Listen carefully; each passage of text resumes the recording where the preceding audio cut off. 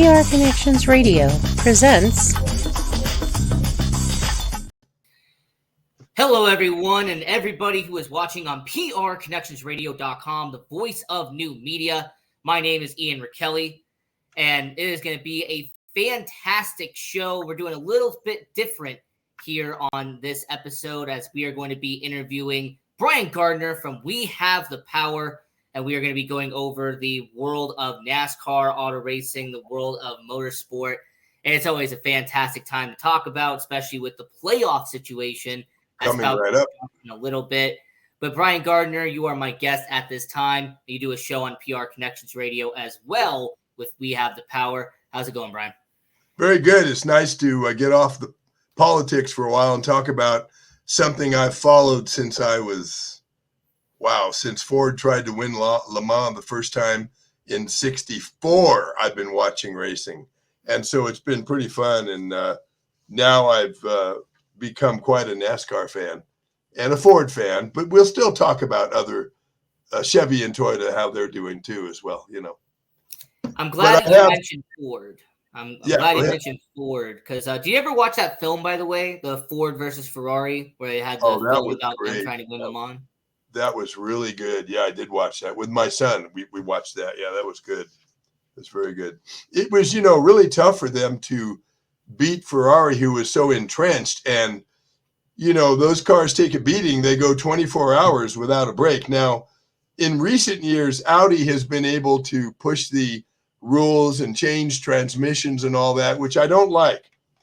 And in the 66, 65, you had to finish with the same engine, the same transmission. You certainly could change the wheels and drivers, but I don't like that idea of the car wins and they have it where it's so easy to change the transmission that they can do it and still win the race, because you want to think that it's an endurance race.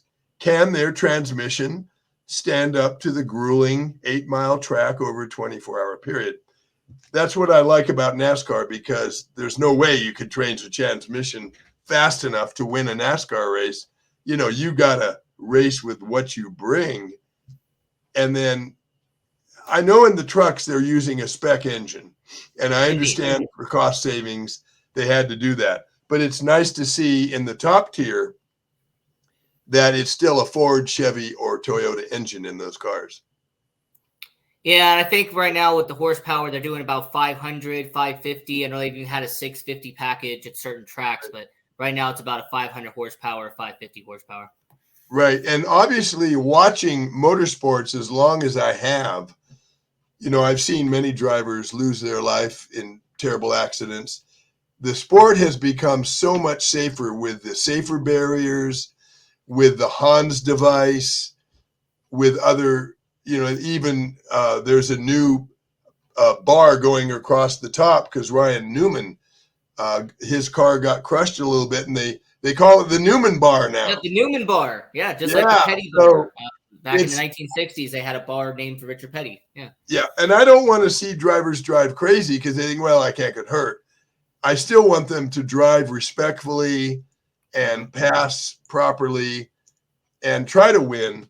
But it's great that if there is something that happens, that they're safer than ever before, I mean, the best part about racing is the technology side, especially trying to get in advance. If you have the best spotters, the best, chief engineers, the best pit crew, like if you're someone who has all the advancements in terms of technology, that's what I love about racing, regardless if it's Formula One, IndyCar, NASCAR. You have some of the best minds helping out these drivers, and I feel like they don't get enough respect. The fact that they spend hours and hours and even weeks building these cars, try to go out to the event and win.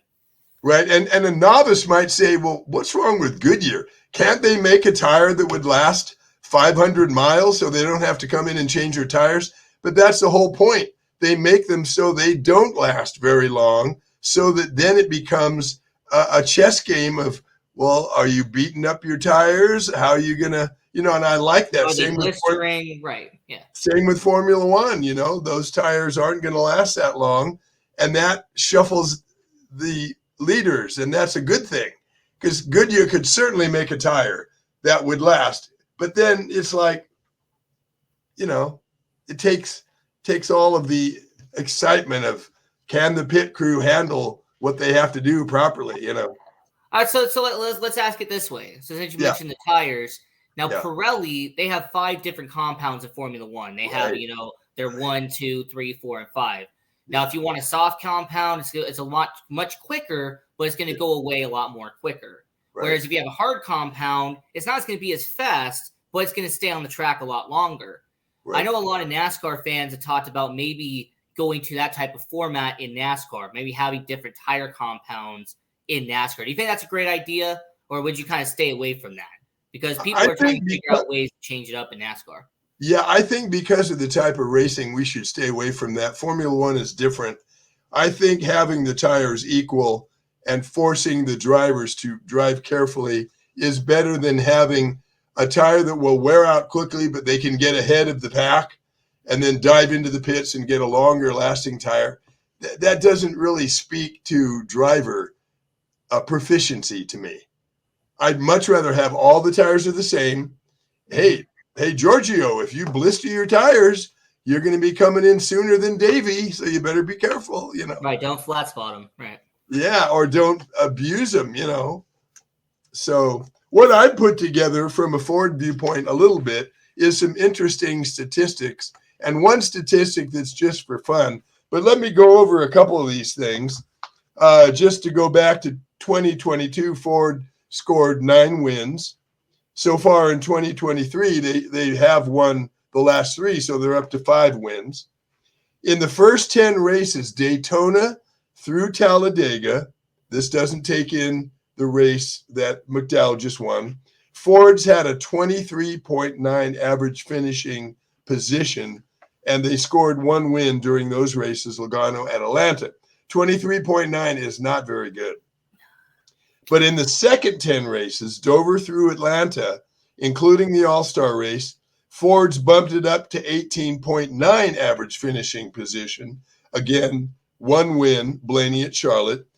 In the last 4 races before McDowell's win, Ford's had an average of 18.25 finishing position and 2 wins, Buescher at Richmond and Michigan. So they've dropped it from 23, which isn't a very good average, to about 18.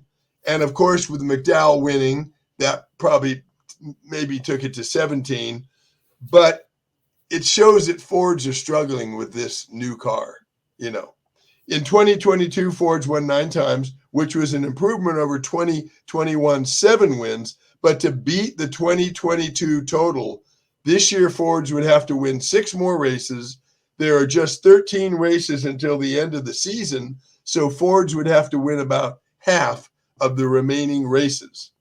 And just to balance it out for people that aren't Ford fans, last year Toyota scored 8 wins, which was down from their total of 10 in 2021. This year they have 7 wins. They need just 2 more wins to top their 2022 total and 4 more to top their 2021 total. Last year, Chevy won 19 races, 1 win up from their total in 2021 of 18. This year, they have 13 wins, and they are in a similar position to the Ford team. Chevy would have to win 7 more races to top 2022's total. So if you look at the Ford drivers, all of them have scored at least 1 top 10 this year, with Preece in car 41, with Stuart Haas finally getting his first top 10, a 5th at Richmond. Only Blaney, Logano, and Buescher, and now McDonnell, have won this year in Fords. Now, here's the number fun that I was telling you about. This has nothing to do with driver proficiency, nothing to do with how the manufacturers are doing, but it's kind of fun to look at this. The only drivers to score finishing positions, which are the same number as their car numbers, are Blaney, number 21, at 21st at Nashville, Harvick, number 4, 4th 2 times at New Hampshire and Pocono, and Keselowski, number 6, 2 times at Atlanta and Richmond, and Buescher, number 17, a 17th at Kansas. Just kind of fun to look at that. I have some other statistics that we'll go over in a little while, but that's just some things I put together from taking a look at this year so far. I mean, it's definitely been very interesting and looking at all the analytics and numbers that you just listed. And I know that there's an immaculate grid that a lot of people are doing where they're taking the numbers and they're finishing and their finishing order. It's always fun to look at and watch. Yeah. I do that every year. I have a chart. Yeah. Yeah, that grid is absolutely amazing. Now, since you are talking about Ford, now there is a rumor going around the garage in NASCAR that Ford actually wants to add more teams now. And you know, they have Penske, you have Roush, you have the Wood brothers. They've been there forever. And then you have Front Row Motorsports. Yeah. Well, there has been reports coming out that they want to add 1 to 2 more teams in the next upcoming years. And there's been a lot of speculation. Okay, who could that be? Who are some teams that are disgruntled at Chevy? Maybe there's some teams disgruntled at Toyota. Right. But Brian, in your mind, what would be a team that you would say Ford maybe could be talking to that would be like, that makes a lot of sense for them to try to want to go over to Ford and go over to the bow ties over there? See, I don't think the teams that are doing reasonably well or very well would be good candidates because they're going to come over to Ford. And if it doesn't click right away, they're going to get disgruntled. But taking other teams, I don't have the names necessarily in front of me, but taking the teams that are Chevy or Toyota teams that seem to be struggling, I think would be a good bet for Ford because I think they could help them to do much better. And you may be able to come up with some of the names of those. There's a couple of Chevy teams that I wish I had their names on the tip of my tongue to say that are struggling right now. And if you remember who those are, we can talk about them. But that's the teams that I believe would be good ones for Ford. And then there's the talk that Stewart-Haas may want to leave, but Tony Stewart did say our contract says we drive Ford. So apparently they're staying. So about the Stewart-Haas, the reason why it's been happening is because of his NHRA team. In NHRA, he runs Dodges, and there's been all these reports about Dodges potentially coming back to NASCAR. Yeah, they're not coming back. There's no way. There's absolutely no way. They've gotten rid of the Charger, the Challenger's being stepped back. That's the other thing, Now, if he did go back to Chevy, which I understand is where he won all 3 of his championships, is where he started Stewart-Haas Racing, so that would make sense to go back to Chevy. But there are 2 teams on the Chevy end that could go to Ford that I do want to talk about. The first one is Spire Motorsports. That's the one that's the one I was trying to remember. Yeah, Spire. Go ahead. And the reason why I want to mention it is Corey LaJoie signed long-term. The 77, they're trying to bring Carson Hocevar up to the Cup Series. Maybe he'll go to the 77. And Andretti has been interested in buying the team for a while. The last 2 or 3 years, Mario Andretti, Michael Andretti, they want to join into NASCAR. And it would make sense if they have Gainbridge as a sponsor to go over to Ford and replace Stewart-Haas if they eventually leave. Right. Yeah, that's the one I was trying to remember. Yeah, that would be a good team. Now, it's interesting to kind of visualize for the fun of it what manufacturers might join NASCAR because they are always interested in another manufacturer. But gosh, I'm trying to look at it. It cannot be Cadillac. They already got Chevy. It can't be really Kia. I mean, I don't know if they have. I'm not up on the engines Kia uses. It would be development for them to come up with a V8. I don't think they have a V8 car, do they? They do not. But let me toss one out to you. Sure. What about Audi? Because Audi's wanting to get into Formula One. They want to get into all these different motorsports now. How about Audi getting into NASCAR and becoming that would be really interesting. Wouldn't that be interesting? Now, Mercedes is another one that has V8s. So that's a possibility. I don't know of anybody else really, there's nobody that's British that seems to fit. Yeah, Aston Martin wouldn't be interested in NASCAR. And Jaguar just builds too few cars. They wouldn't really get benefit from their cars winning in NASCAR. It just doesn't fit. But Audi is a good one, yeah. Yeah, Audi would definitely be really interesting. And once again, with the Andretti situation, they already have an Audi team in Formula E. Right. So they kind of would be able to connect there too. Right. It would be cool to see Nissan if they had a V8 because they've got some pretty good looking cars. Nissan, Honda, those are 2 that definitely could be if they do get a V8 program. Yeah. Because doesn't Honda have a V8 already for their IndyCar work? Yes, they do. Yeah, Honda already has a V8 program. Maybe They that have a lot of could transfer over, right. easily. Mm-hmm. It's just, I'm not sure that, if let's say you take the Honda Accord, if it's way smaller than the Mustang or any of those, then the teams would feel like, hey, it's going to cut through the air. So they may have to look at that and make sure the cars are similar in silhouette, because obviously the other teams would be mad if an Accord came into the series and it's smaller and cuts through the air faster, less of a block to the wind, so that would be definitely with that aerodynamics. Everyone's going to obviously love aerodynamics, especially in racing. Let me see what else I have here as far as statistics. Talking about numbers of cars in the top 10 Fords. In the first 10 races, Ford had an average of 3.5 cars in the top 10. I know there wasn't a half a car, but statistically, that's where it came. In the second 10 races of the year, Ford had an average of 3 cars. Now, that was a drop. Then in the last 4 races, Ford had an average of 4 cars in the top 10, an improvement that may or may not continue in the last races of the season and into the 10-race chase. Ford drivers with the most top 10s. It's a tie like there's never been before. Blaney and Logano have 12 top 10s each and 1 win each.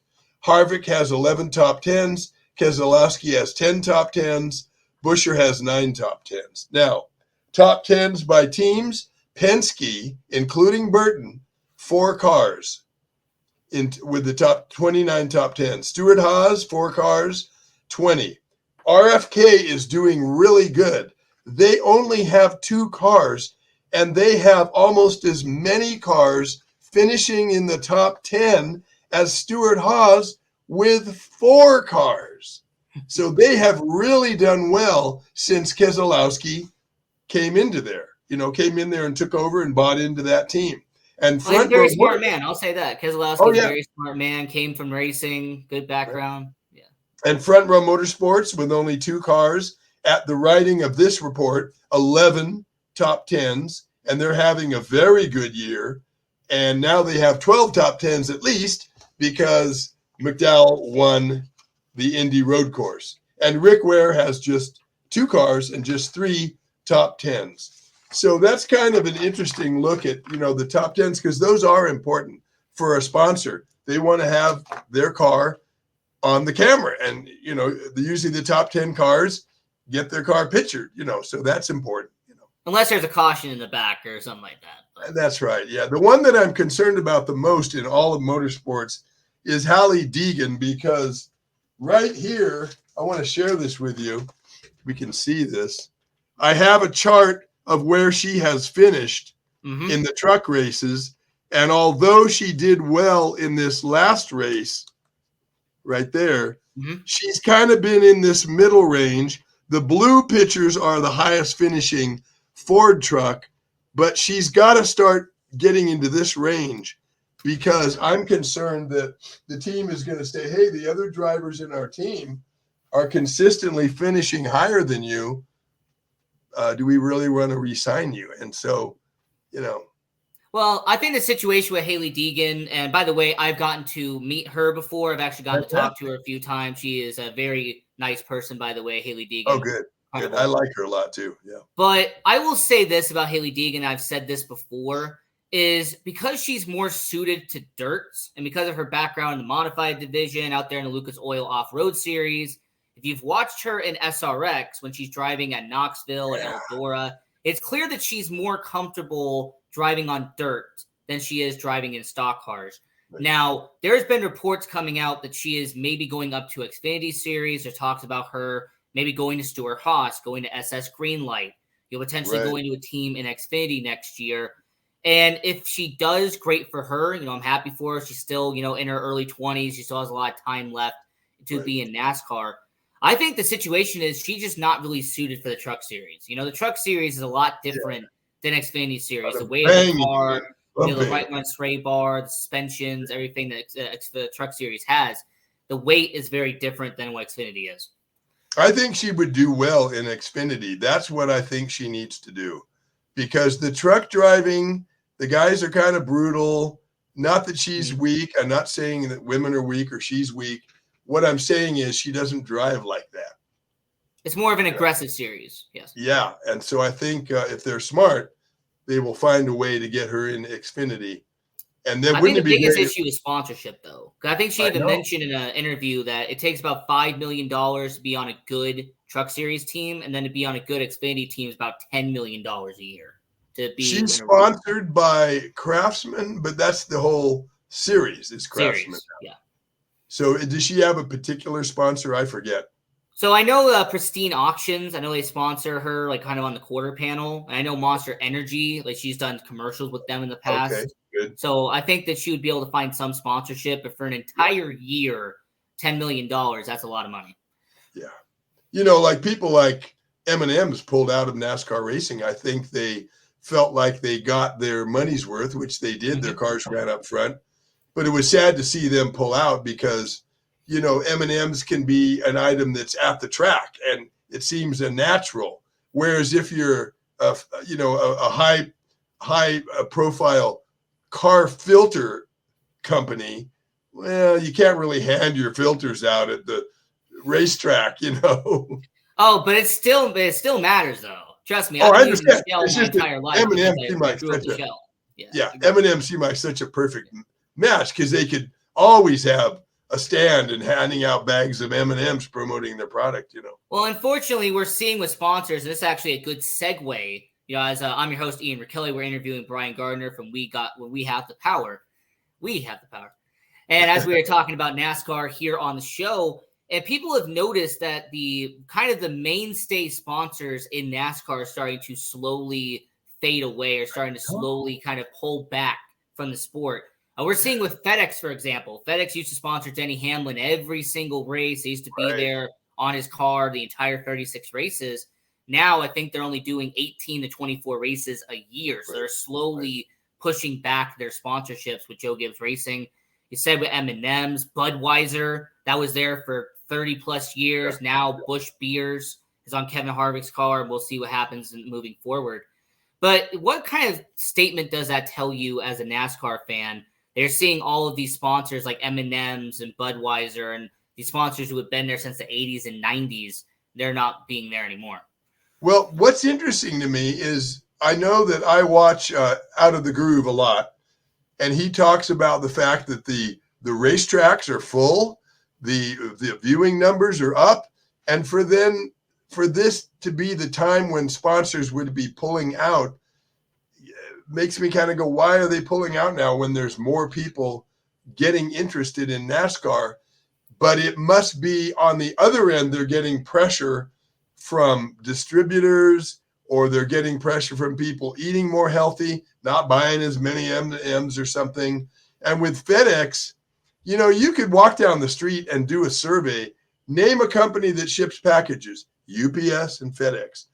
Do they really need to spend millions of dollars to keep their name in front of people? They certainly need to advertise on TV, because if Coca-Cola stopped advertising, you'd go, hey, is Coke still in business? You know, it's weird that they have to keep doing commercials, even though, you know, people know Coke, it's a household word, Pepsi, you know. But I think they're pulling back because they're going, hey, you know, we did really good. M&M's did really good. Now we can, maybe they've got some ideas on other promotion they're going to be doing. But I hope that doesn't continue, because I certainly want NASCAR to be well funded. So my angle on it, and actually what my perspective would be, is I believe that with the prices going up and with how expensive motorsport is becoming now, and the fact that to be in a Cup Series ride, you have to have at least $20 million now. I think that's the estimated cost per year, is about $20 million in sponsorship. I think my perspective is these sponsors aren't backing out of NASCAR because of the ratings. They're not backing out because stands aren't being, you know, not being sold out anymore. I think it's just becoming too expensive now. I mean, I remember back in the 90s and 2000s to be on a Busch Series team, I think like $500,000 a year was what the price was. Like if you want to do it in full 36 race season, you only had to spend $500,000. Well, now 20 years later, you got to spend $10 million just for an Xfinity ride. So. Now that begs the question: why have the costs gone up so much, and what can be done to bring the prices down of sponsoring a team so that we lure manufacturers and companies and sponsors back? So let's look at those two questions. Why has it gotten so expensive? What I don't know how to answer it directly, but we have inflation going on in this country with rather lackluster leadership. I'm sorry. Now, here's what I will say to answer that question, and it's a good question, by the way. When it comes to the next-gen car, I know that it was supposed to make it more of an even playing ground for all and the cheaper. teams. It was supposed to make it cheaper.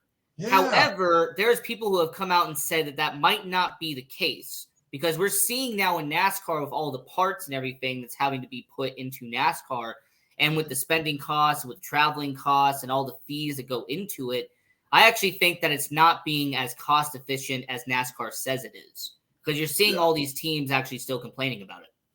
Right. I mean, if you get on a plane today and you got on a plane 5 years ago before the pandemic, there is a difference in price because we do have inflation. Now, regardless of who gets into the White House next, and I'm not going to be very political, I'm going to be very neutral, but whoever gets in there is going to be tasked with getting this inflation under control. Families are struggling to get bread and milk in their house. Come on, that's not America. That shouldn't be like that. So hopefully, I got you. Yeah, hopefully we can have someone from either party realize that their duty is to, get this inflation under control. So we have one last question before we get to the end of the show here with your host, Ian Rachiele. There's Brian Gardner from We Have the Power. And it was reported that Ford will be going to Formula One in 2025. And with us being Ford fans, I'm very excited to see that, the Ford be in Formula One for the first time since 2000 when they were with Jackie Stewart's team. Right. But Brian, what about you? How do you see Ford going into Formula One and teaming up with Red Bull, who has been winning the last 3 championships in F1? It's kind of funny when you got something working, we all know you're not supposed to change. So I've always been a Ford man. So I hope that they don't put Fords in their chassis and suddenly fall flat on their face. I mean, look what's happened to the Mercedes team. They were winning every single race. Now they hardly get on the podium. So things in Formula One do cycle through. But I'm excited because being 71 years young, I watched Jimmy Clark and all of them with the Ford Climax engine and through the years, all the Ford engines, the Cosworth that won so many races. Mm-hmm. So I'm very excited to see Ford coming back into Formula One. Absolutely. And do you think that's a possibility for more American teams to get into F1, or is it just going to be Ford for now, and we're just going to have to wait for more teams down the line? I don't think Chevy would spread themselves as thin as being in, because Ford is not an Indy car. Chevy is. So that would be 3 major situations drawing money. I don't think they're going to do that. And there's really nobody else, American, who would get in. So I think it's going to be Ford for a while. Yeah.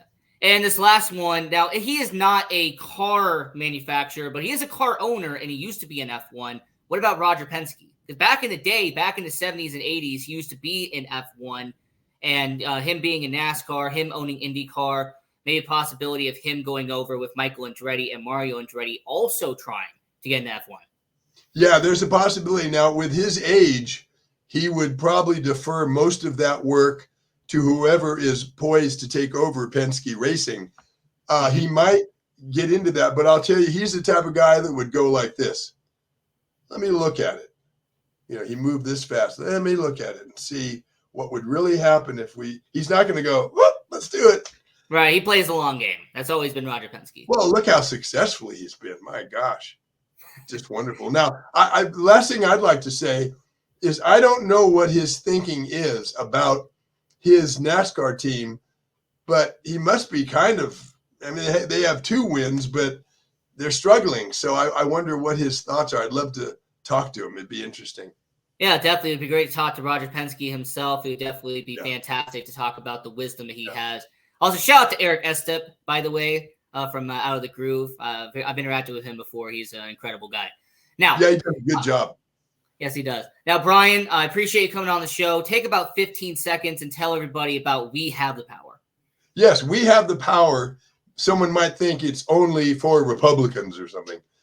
It is a conservative-oriented show, but really, I would welcome any independent or Democrat who also is concerned about us losing our freedoms and liberties. And so that's why I would encourage people to watch the show, because I don't get on there and necessarily become Mr. Negative and badmouth people. What I say is if someone's getting in the way of our freedoms and liberties, I will point that out, because we must not let those go away. Have you ever tried to recapture a fish that went like this and jumped back in the water? It is really hard to get that exact fish back. Imagine if we lose our freedoms and liberties. Oh, the Constitution's old. It's all antiquated. Let's throw it in the garbage. Oh my gosh, we would be in a world of trouble. So please watch my show live Friday at 5 p.m. Pacific Coast time. And of course, that is here on prconnectionsradio.com, the voice of new media. And subscribe to their social media at PR Connections Radio. And we have a show as well, Vegas Hockey Hub, Monday through Friday at 6 p.m. Pacific, 8 p.m. Central, 9 p.m. Eastern. I'm going to continue to do interviews with all of the guests that are here on PR Connections Radio. I have a bunch of them lined up. So you'll never know who's going to be on the show. That's right. And go forward. Connections Radio. Go forward. Absolutely. And until next time, have a good one here on prconnectionsradio.com, the voice of new media. Thanks for having me.